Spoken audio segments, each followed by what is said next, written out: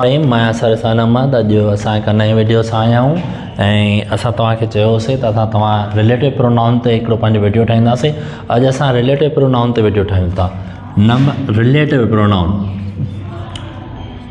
RELATIVE PRONOUN relative pronoun हिन खे असां कोरंदा आहियूं ज़मीर मौसूल। अचो त रिलेटिव प्रोनाउन खे पहिरियों सम्झूं, डेफिनेशन जे तरफ़ अचूं था। रिलेटिव प्रोनाउन जेकॾहिं ॿिनि वर्ड में शो कयूं था, तव्हां चवंदो शोस रिलेशन, यानी हे जेको आहे न असांजो तालुक़ु ऐं वास्तो ज़ाहिर कंदो आहे। हाणे हिन जो जेको मेन जेको कमु आहे उहो यानी असांजो सेंटेंसिस जे मिडिल में अची करे, जुमिले जे विच में अची करे इहो असांजो तालुक़ु ज़ाहिर कंदो, एज़ अ कंजक्शन जे तौर ते कमु कंदो। अचो एग्ज़ाम्पल जे तौर तरफ़ हलूं था। एग्ज़ाम्पल में असां चऊं था दिस इज़ ए बॉय हू कॉल्ड मी। ही उहो छोकिरो आहे, ही उहो छोकिरो आहे जंहिं मूंखे सॾियो। हाणे हिन में ॿ शयूं आहिनि त हिकिड़ो सेंटेंस आहे दिस इज़ अ बॉय, ही छोकिरो आहे, कॉल्ड मी मूंखे सॾियो, हू यानी जंहिं। हाणे हू जेको आहे असांजो जेका बेसिकली असां जेका हू जी मीनिंग पढ़ी आहे, जेकॾहिं असां इंटरोगेटिव प्रोनाउन में पढ़ियो आहे, हू लफ़्ज़ जी माना असां केरु पढ़ियो आहे। जॾहिं त असां इन खे रिलेटिव प्रोनाउन में जंहिं महिल असां एज़ अ कंजक्शन जे तौर ते कमु कंदासीं त पोइ इन जी माना निकिरंदी जेको। दिस इज़ अ बॉय हू कॉल्ड मी, ही उहो छोकिरो आहे जंहिं मूंखे छॾियो। हाणे जेको हू असांजो यूज़ थींदो आहे उहो पीपल सां यूज़ थींदो आहे। कंहिंसां इस्तेमालु थींदो आहे? पीपल सां इस्तेमालु थींदो आहे। छा सां? यानी माण्हुनि सां इस्तेमालु थींदो आहे। ऐं नेक्स्ट एग्ज़ाम्पल जे तरफ़ असां अचूं था असां where. This is a pen where she found, यानी वेयर लफ़्ज़ जी माना जेका असां इंटरोगेटिव प्रोनाउन में पढ़ी आयासीं, यानी किथे, यानी जॻह तां रेफर कंदी हुई। हाणे हीअ लफ़्ज़ जी वेयर माना जिते। हाणे हे बि असांजे जेकॾहिं इंटरोगेटिव प्रोनाउन में यूज़ कंदासीं त वेयर किथे जी माना करदी। जॾहिं असां हिन खे पंहिंजे असां रिलेटिव प्रोनाउन में यूज़ कंदासीं त माना करदी जिते। हाणे दिस इज़ अ पेन, हीअ पेन आहे वेयर शी फाउंड, जिते हुन ॻोल्ही, जिते हुन ॻोल्ही। हीअ पेन आहे जिते हुन ॻोल्ही। अच्छा, हाणे हिकिड़ो मिनट असां चवंदा माण्हुनि खे त बाबा वञो किथे न किथे चवंदासीं बाबा सामान पियो हूंदो।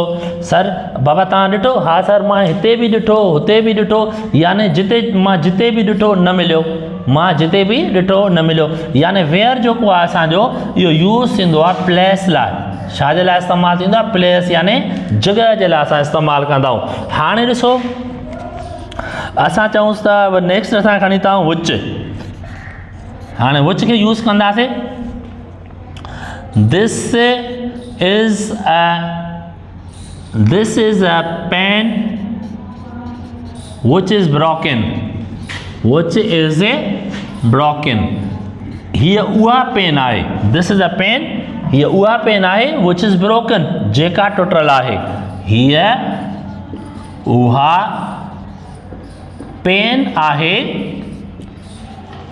जेका भॻल आहे या टुटल आहे, भॻल आहे या टुटल आहे। हाणे विच जेको असांजो यूज़ थींदो आहे इहो असांजो एनिमल लाइ बि यूज़ थींदो आहे ऐं उनखां बाद में थिंग्स लाइ बि शइ यूज़ थींदो आहे। अच्छा, हिन जे करे एनिमल्स में यूज़ कयूं त असां हीअं करे सघूंसि त दिस इज़ अ काउ विच ग्रेज़्ड हेयर, हीअ गऊं आहे, हीअ गऊं आहे जेका हिते चरी। हाणे हिन जो जेको एनिमल्स जे हिन जे लाइ इस्तेमालु थियो त बेजान यानी जानवर ॾांहुं असांजो रेफर करे थो। इन जे करे असां एनिमल लाइ बि यूज़ कंदा आहियूं, थिंग्स लाइ बि असां हिन शइ खे यूज़ कंदा आहियूं। उनखां बाद में अचे थो असांजो दैट। हाणे ॾिसो this is a cow that jumped in pond. हीअ उहा गऊं आहे जंहिं काथे जंप ॾिनो, असांजो तलाउ में जंप ॾिनो। हाणे मिसाल जे तौर ते जानवर वेंदा न, असां काए वेंदा आहियूं पंहिंजनि जानवरनि खे वाहन ते ज़मीननि ते तड़ करण जे लाइ, त पोइ कोई जानवर छलांग मारदा आहिनि, बुल ॾींदा आहिनि, यानी हुन बुल ॾिनो। हाणे दैट असांजी जेको आहे न कंहिंसां इस्तेमालु थी थिए, एनिमल सां बि इस्तेमालु थींदी आहे ऐं पीपल जे लाइ बि इस्तेमालु थींदी आहे। ॾिसो असां कीअं था पीपल लाइ यूज़ कयूं। शी इज़ अ गर्ल, हीअ उहा छोकिरी आहे दैट स्टोल माय वॉच, हीअ उहा छोकिरी आहे जंहिं मुंहिंजी वॉच चोरी कई। हाणे दैट असां एनिमल लाइ बि यूज़ कंदा आहियूं, थिंग्स जे लाइ बि यूज़ कंदा आहियूं, ऐं असां जेको आहे न हे दैट जेको आहे एनिमल लाइ बि ऐं पीपल लाइ बि असां दैट खे यूज़ कंदा आहियूं। उनखां बाद में असां हिकिड़ो ॿियो, this is a room, this is a room when empty, ही उहो रूम आहे। हाणे हिन वेन जी माना जेकर एंटर असां वेन जेको पढ़ियो आहे इंटरोगेटिव प्रोनाउन में, इन जी माना कॾहिं, जॾहिं त असां हिन खे रिलेटिव प्रोनाउन में इन जी माना जॾहिं पढ़ंदासीं। ही उहो रूम आहे जॾहिं ख़ाली थिए, जॾहिं ख़ाली थिए, यानी हे असांजो वेन जेको आहे न असांजो छाजे लाइ इस्तेमालु थींदो आहे, टाइम लाइ इस्तेमालु थींदो आहे। अचो त हाणे रिलेटिव प्रोनाउन खे थोरो वरी ETC, हाणे रिलेटिव प्रोनाउन जा जेके हे आहिनि इन खे थोरो ॿीहर असां डिफाइन कयूं ऐं इन्हनि ते थोरो नज़र सानी कयूं, रिव्यू कयूं। रिलेटिव जेका लफ़्ज़ आहे, रिलेट जेको वर्ड आहे असांजो, यानी वास्तो तालुक, उन मां निकितल आहे।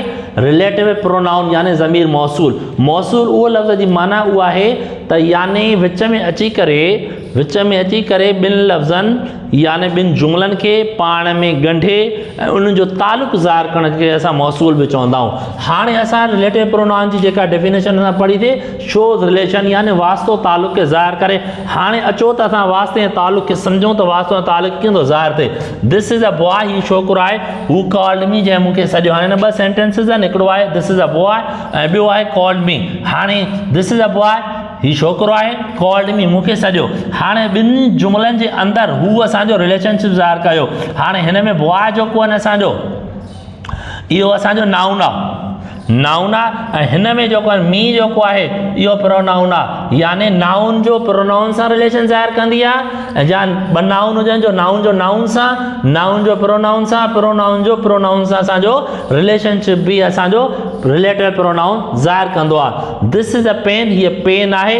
वेयर शी फाउंड, जेका जिते हुन ॾिठी, ॻोल्ही, लधी, यानी जॻह जे लाइ। हाणे असां हू जेको आहे पीपल लाइ यूज़ कंदा आहियूं, वेयर जेको असां प्लेस लाइ इस्तेमालु कंदा आहियूं, विच एनिमल या थिंग जे लाइ इस्तेमालु कंदा आहियूं, स्पेशली जेको आहे असां थिंग जे लाइ बि हिनखे यूज़ कंदा आहियूं। ऐं जेको दैट आहे उहो एनिमल जे लाइ बि यूज़ कंदा आहियूं ऐं पीपल लाइ बि इस्तेमालु कंदा आहियूं। वेन जेको आहे असांजे टाइम जे लाइ इस्तेमालु कंदा आहियूं। उनखां बाद में रिलेटिव प्रोनाउन में हिकिड़ो ॿियो वर्ड अचे थो हूज़, माना जंहिंजो, हूज़ माना जंहिंजो। This is a girl whose father is a doctor, हीअ उहा छोकिरी आहे जंहिंजो वालिद साहब डॉक्टर आहे। यानी हे बि असांजो छा सां इस्तेमालु थींदो आहे, पीपल जे लाइ इस्तेमालु थींदो आहे। हाणे हिननि टिनि शयुनि में असांखे जेकॾहिं सम्झण जी ॻाल्हि आहे, this is a girl whose father is a doctor, यानी हीअ उहा छोकिरी आहे जंहिंजो वालिद साहब डॉक्टर आहे, यानी हीअ उहो छोकिरो आहे जंहिं मूंखे सॾियो। यानी हिननि सेंटेंसिस जे अंदरि हिते हू जी माना असांजी छा थी निकिरे, जंहिं, हिन में माना छा थिए, जंहिं। पर हाणे सम्झण जी ॻाल्हि इहा ई आहे त हे असांजो this is a father whose this is a girl, इहो छोकिरी आहे whose father is a doctor, हुनजो पीउ डॉक्टर आहे, त यानी हू बि असांजो पीपल लाइ यूज़ थींदो आहे। उनखां बाद में आहे दिस इज़ अ प्लेस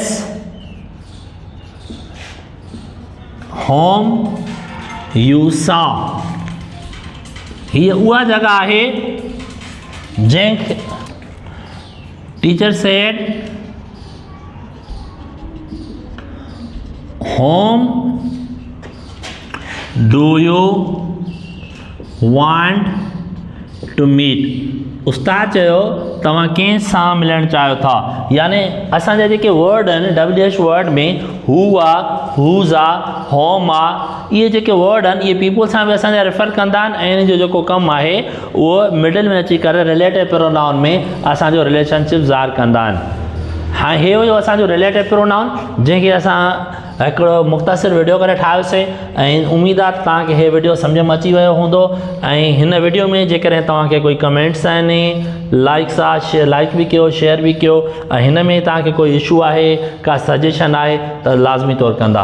हाणे असां जेको आहे उनखां बाद में पढ़ंदासीं उहो आहे असांजो इंटेरोगेटिव प्रोनाउन। इंटेरोगेटिव प्रोनाउन यानी असां हिनखे कोड़दा आहियूं ज़मीर इस्तफ़ाम।